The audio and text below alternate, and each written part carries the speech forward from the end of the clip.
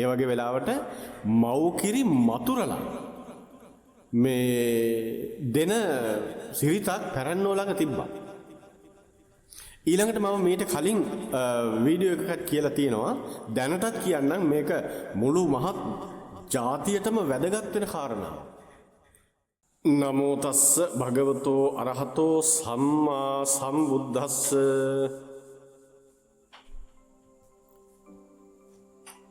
ශ්‍රද්ධා බුද්ධ සම්පන්න වාසනාවන්ත පින්වතුනි, සුමඟ ධර්මදේශනා YouTube channel එක හරහා මේ ශ්‍රවණය කරන්නට යෙදෙන පුංචි අනුශාසනාව වෙතටයි ඔබ මේ යොමු වෙලා සිටින්නේ. පින්වතුනි, අද ඔබලාගේ අවධානය යොමු කරන්නට බලාපොරොත්තු වෙන්නේ විශේෂ කාරණයකටයි. ඒ තමයි අපේ ජාතියක් හැටියට නැගී හිටිනකොට මේ අපි ලබා ගන්නා ලද මේ විශ්ව ආශිර්වාද ශක්තිය, ඒ විශ්ව ආශිර්වාද ශක්තිය කැටිවෙච්ච එක තැනක් තමයි පින්නතුනේ ගෙදර අම්මා. ගෙදර අම්මා දරුවන්ට තිබෙන මහා බලවේග කේන්ද්‍රස්ථානයක් තමයි අම්මා කියලා කියන්නේ. මේක අපේ අය දන්නේ නැහැ. අම්මගේ මහා බල කේන්ද්‍රය දන්නේ නැහැ. දරුවන්ට දැන් ඉස්සර අපිට මතක අපි පුංචි කාලේ අපේ වැඩිහිටියෝ මව් කිරි පිරිත් කරලා පෝලා තියෙනවා. මව් කිරි පිරිත් කරලා පෝලා තියෙනවා. දැන් අද කාලේ අපිට අහන්නවත් නැහැ නේ වගේ දේවල් නේ. අහන්නවත් නැහැ. දැන් පුංචි දරුවෝ අඬනකොට සමහරට බාලගිරි දෝෂ කියලා තියෙනවා. ඊට පස්සේ මේ කිරි අජීර්ණ වෙනවා. ඒ වගේ අසනීප හැදෙනවා පුංචි දරුවෝ, කිරි දරුවෝ. ඒ වගේ වෙලාවට මව් කිරි මතුරලා මේ දෙන සිරිතක් පැරැන්නෝ ළඟ තිබ්බා.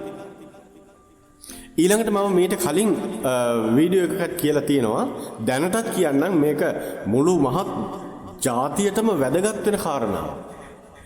මුළු මහත් ජාතියටම වැදගත් වෙන කාරණා මම මේ කියන්නේ. මේක ඔබලා දන්න හැම කෙනාටම කියන්න. මම මේ කියන්නේ මොකද්ද කියලා. මම මේ කියන්නේ මොකද්ද කියලා ඔබලා දන්න හැම කෙනාටම කියන්න. මේක අපි මේ හැම ගෙදරකම අපි මේ දේ කරන්නේ. පින්නතුනේ, අම්මා කියලා කියන්නේ මහා ශක්ති කේන්ද්‍රයක්. ඒ අම්මගේ ආශිර්වාදයේ අම්මගේ වරන් පින්නත්නි තැන් වල දේවාලවල නෙවෙයි වරන් ගන්නට යන්න ඕනන්නේ. තමන්ගේ අම්මගේ දෙපතුල ළඟට, තමන්ගේ මව්තුමියගේ දෙපතුල ළඟ තමයි ඒ වරන් තියෙන්නේ. කියනවා ඔබලා අනේ අපේ දරුවෝ කියන දේ අහන්නේ. ඊළඟට අපේ දරුවෝ විවිධ මේ අයහපත් පුරුදු වලට එකතු වෙලා මත්ද්‍රව්‍ය පාවිච්චි කරනවා. අකීකරුයි මෙහෙම කියනවා. එතකොට මේකට තියෙන හොඳම විසඳුමක් තමයි මම මේ කියන්නේ. පින්නත් පුංචි කාලේ ඉඳලම ඒ දරුවට අම්මාගේ ආශිර්වාදය ලබා දෙන්න. කියයි අනේ හාමුදුරුවනේ අපි කොච්චර අපි ආශිර්වාද කරනවද, අපි දරුවෝ වෙනුවෙන් තමයි මෙච්චර දුක් විඳින්නේ. ඇත්ත. නමුත් එතනින් එහා යමක් තියෙනවා පින්න. අපිට කනට නොඇසෙන, ඇහැට නොපෙනෙන, ඉන්ද්‍රිය ගෝචර නොවන දෙයක් තියෙනවා. ඒ තමයි අම්මාගේ අතින් විහිදෙන ශක්ති කිරණ. අම්මාගේ අතින් විහිදෙන කිරණක් තියෙනවා. දරුවාගේ හිසට දකුණු අත තියලා බුද්ධ නමස්කාරය පළමුවෙන් කරලා නමස්කාර පාඨය 3 සැරයක් හරි 1 සැරයක් හරි කමක් නැහැ කියලා ඉතිපිසෝ ගාථාව 1 සැරයක් කියලා ජයෝ මුනින්දස්ස සුබෝධිමූලේ කියන ගාථාව 1 සැරයක් නෙවෙයි 3 සැරයක් හරි කමක් නැහැ 7 සැරයක් හරි කමක් නැහැ කියලා ඒ පුංචි දරුවා නිදි කරවන්න. ඒ වගේම ඒ දරුවා පාසලට යනවා වෙන්න පුළුවන්. එහෙම නැත්නම් මේ පුජ්‍යලික උපකාරක පන්තියට යනවා වෙන්න පුළුවන්. ඒ අවස්ථාවේ උදේ හවස අම්මා විසින් ඒ ආශිර්වාදය දෙන්න. ඒ දරුවෝ දෙවි දේවතාවුන් වගේ මේ සමාජ ජීවත් වෙන තත්ත්වයටපත් නොවෙනවා නම් ඒක මහා වෙන කාරණාවක්. දෙවි දේවතාවුන් වගේ මේ සමාජ ජීවත් වෙන තත්ත්වයට ඒ දරුවෝපත් වෙනවා. රජ වෙන්නේ ඒ දරුවෝ අම්මාගේ ආශිර්වාදයෙන් අම්මාගේ වරමින්. ඔබ දන්නවද? පින්වතුනි, පළමුවෙන්ම වරන් දෙන්නේ අම්මා බුදු වෙන්න මහා බෝසතාණන් වහන්සේ. පළමුවෙන්ම වරන් දෙන්නේ අම්මා. එහෙමනම් දරුවන්ට වරන් දෙන්න පුළුවන් අම්මා කෙනෙකුට ඔය කොහෙවත් යන්න ඕනේ නැහැ. අම්මාගේ දෙපතුල ළඟ තියෙනවා දරුවන්ගේ බල කේන්ද්‍රය. ඒක සත්‍යයක්. ඒක ඇත්තක්. පින්වතුනි, දරුවෙකුට විභාගයකින් ජය ලබන්න, දරුවෙකුට ස්වකීය රැකී රක්ෂාවල් වල දියුණුව ලබන්න, ඒ පමණක් නෙවෙයි මුළු ජීවිතේම ජය ගන්නට අම්මට පුළුවන් ආශිර්වාද කරන්න. අම්මාගේ මේ හදවතේ ගැඹුරුම තැනින් තමයි ආශිර්වාද කරන්නේ. ඒ ආශිර්වාදයට සම කරන්න, ඒ මහ ශක්තියට සම කරන්න කිසිම බලවේග ධර්මයක් නැහැ පිණු. ඒකයි. ඒ නිසා අදම පටන් ගන්න තමන්ගේ දරුවට ආශිර්වාද කරන්න මේ මුළු ලංකාවෙම ඉන්න අම්මලා.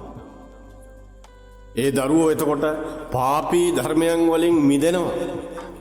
පාපී පුජ්‍යලයන්ගෙන් වෙන අනතුරු වලින් මිදෙනවා. ඒ වගේම ග්‍රහ අපල තියෙනවා නම් දුරු වෙනවා. ඊළඟට අඳුර දුරු වෙලා ආලෝකමත් පැහැබර ප්‍රභා සම්පන්න ජීවිතයකට ඒ දරුවෝපත් වෙනවා. මේ සමාජයේ මෙහෙවන, සමාජයට නායකත්වය දෙන, සමාජයට මග කියන දරුවන් බවට පත් වෙනවා ඒ වාසනාවන්ත දරුවෝ. ඒගොල්ලෝ වාසනාවන්ත වෙන්නේ වාසනාවන්ත වූ හදවතකින් සෑම හිරු උදාවකම ආශිර්වාද ලබන නිසා. අම්මලා තාත්තලා රෑ දාවල් නැතුව පැය 24ම සමහර විට මහන්සි වෙන්නේ, කැප වෙන්නේ දරුවෝ වෙනුවෙන්. එහෙනම් අපි ඊළඟ පරපුර මව් ආශිර්වාදේ දීලා ඒ අය මේ මහ පොළොවට අපි දායාද කරමු. පින්වතුනි, වරදින්නේ නැහැ. ඒකාන්ත වශයෙන්ම සත්‍ය කාරණාවක් මේ කියන්නේ. gedara බුදුහාමුදුරුවෝ තමයි අම්මයි තාත්තයි. බුදුහාමුදුරුවෝ අම්මයි තාත්තයි. බුදු මුවින්ම දේශනා කරනවා බුද්ධෝ විය මාතා, බුද්ධෝ විය පිතා. පළමුවෙන්ම එතන කියවෙන්නේ අම්මා පිළිබඳව. දෙවනුව තමයි අප්පච්චි පිළිබඳව, තාත්තා පිළිබඳව කියන්නේ. පියා පිළිබඳව කියන්නේ. එහෙනම් පියාටත් වඩා බලශක්තියක් මෞතුමියට තියෙනවා. මවුට තියෙනවා. නිසා ඒ බලය, ඒ ශක්තිය, ඒ ආලෝක කිරණ ඒ අම්මා ළඟ තියෙනවා. ඒක මේ දරුවන්ට ලබා දෙන්න. ඔබේ දරුවා දියුණු වෙනවා දකින්නට ඕන නම්, ඔබේ දරුවා ජය ගන්නට අවශ්‍ය කරන සාධක ඒ අම්මගේ ශක්තිය තුල තමයි තියෙන්නේ. ඒ නිසා පින්වතුනි, අද ඔබට අවධාරණයෙන් කියන්නේ ඔබේ දරුවාට ඔබ ආශිර්වාද කරන්න. සියලු බාධක දුරු වෙලා, සියලු අයහපත දුරු වෙලා, සියලු යහපත ඇතිවෙන්න දරුවන්ට හේතු වෙන එක කාරණාවක් නෙවෙයි, සම්පූර්ණ කාරණාව තමයි මුළු ජීවිත කතාවෙම අම්මාගේ ආශිර්වාදය. අම්මාගේ දකුණු අත දරුවගේ හිසේ තියලා, හිසේ ස්පර්ශ කරලා, මගේ දරුවාට මේ ආකාරයේ යහපත සිද්ධ වේවා කියලා සෑම හිරු උදාවකදීම වගේම හිරු බැස යාමකදීම උදැහැනටත් සන්ධ්‍යාවටත් අවස්ථා දෙකේදීම දරුවට ආශිර්වාද කරා. ඒ දරුවට තමයි නැනනුවන පහළ වෙන්නේ. ඒ දරුවට තමයි සිල්වත් භාවය ඇති වෙන්නේ. ඒ දරුවා තමයි ශක්තිමත් වෙන්නේ. ඒ දරුවා තමයි දියුණු වෙන්නේ. ඒ දරුවා තමයි ජය ගන්න. ඒ දරුවා තමයි සසරේ මහා බලවතෙක් බවට පත් වෙන්නේ. සසරෙම බලවතෙක් බවට පත් වෙනවා. දවසින් දවස පිං වැඩෙන ජීවිතයක් බවට පත් වෙන්නේ ඒ අම්මගේ මහා බලය නිසා. ඒ නිසා අම්මලාට විශේෂයෙන් කියන්නේ තමන්ගේ දරුවන්ට ආශිර්වාද කරන්න. ඒ වගේම දරුවෝ අම්මලා තාත්තලාට නොතේරේ නම් දරුවෝ තමන්ගේ අම්මගේ කකුල් දෙක ළඟ වැටිලා ඒ ආශිර්වාදේ නෙලා ගන්න. දරුවෝ අම්මගේ ළඟ වැටිලා ඒ ආශිර්වාදේ නෙලා ගන්න, ලබා ගන්න. ඉතින් අදත් ඔබට මේ පණිවිඩය තමයි ලබා දෙන්නට මම උත්සාහ කළේ. ඉතින් අපි මතක් කරනවා අපේ තිරේ දිස් වෙනවා අපේ ගිනුම් අංකය. ධර්ම පරිස්කාරයක් පූජා කරනවා හා සමානව අපේ විහාරස්ථානයේ භික්ෂුන් වහන්සේලාගේ අවශ්‍යතා සඳහා ඔබට පුළුවන්කම තිබෙනවා පුංචි හරි දායකත්වයක් දක්වන්න. ඒ කටයුතු කරන්න. ඒ වගේම සුමග ධර්ම දේශනා YouTube නාලිකාව subscribe කරලා bell icon එක ඔබලා ඒ කටයුත්තත් කරන්න. Facebook page එකද සුමග ධර්ම දේශනා නමින්මයි තියෙන්නේ.